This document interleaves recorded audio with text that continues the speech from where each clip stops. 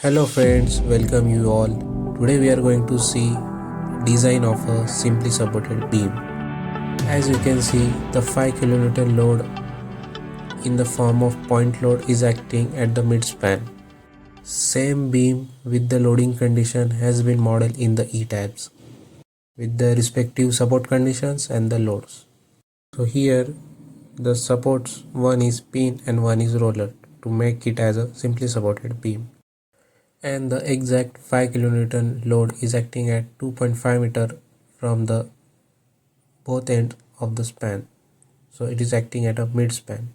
To make the net loading condition, we are here ignoring the self weight of a beam, so that we'll get a result for only point load. So after running the analysis, we will get to know the results. As you can see in the loading diagrams, the self weight of the beam is ignored and only the point load is considered. As we know, the maximum moment for the simple supported beam is WL by 4 for the point load. So you can check manually as well as the software output whether the results are matching or not. Coming to the design, we have to select the design codes which we are going to use. These are all the other options like interactions. There are some interactions in the form of interaction curves, points.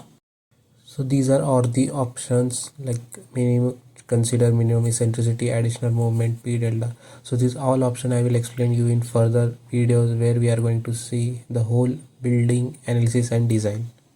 This rest you can keep as a default. Now we'll see the load combinations. Here we have not defined any load combination. So just for representation purpose, I am showing how to define the load combination.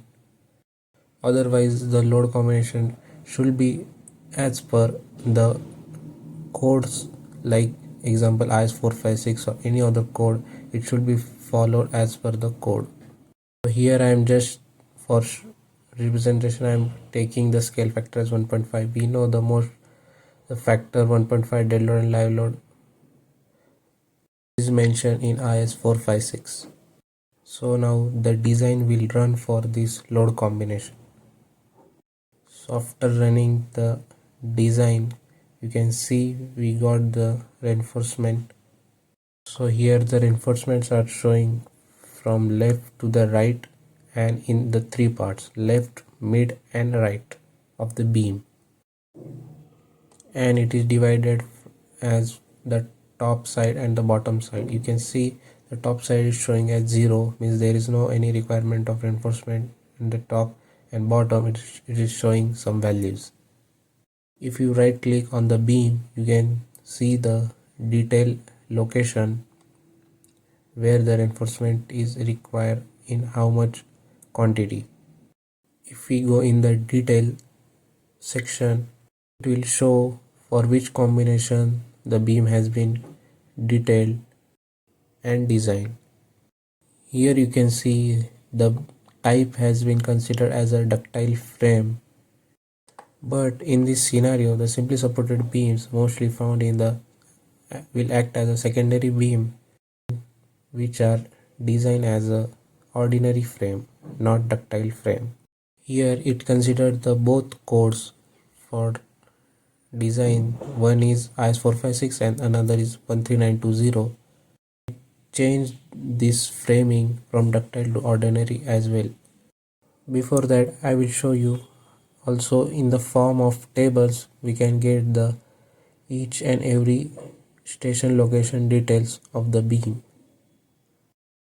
For that, we have to go to the concrete beam design summary in the concrete frame summary data. So here all the station locations are mentioned. So stations are divided as per the length of the beam. So it is showing the reinforcement which are requiring at the bottom, at the top.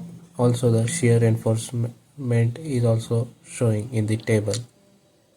Now we'll change the beam section as an ordinary frame by going to the revise overrides option. Here we'll select the framing type as a ordinary instead of ductile. and we'll keep the rest parameters as default as it is. Now it's showing the framing type in red color. As you can see, they have given the explanation of the color coding for the values.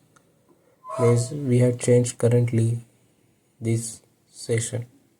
I mean during the session we have changed the framing. After making it ordinary, you can see the reinforcement values has been changed.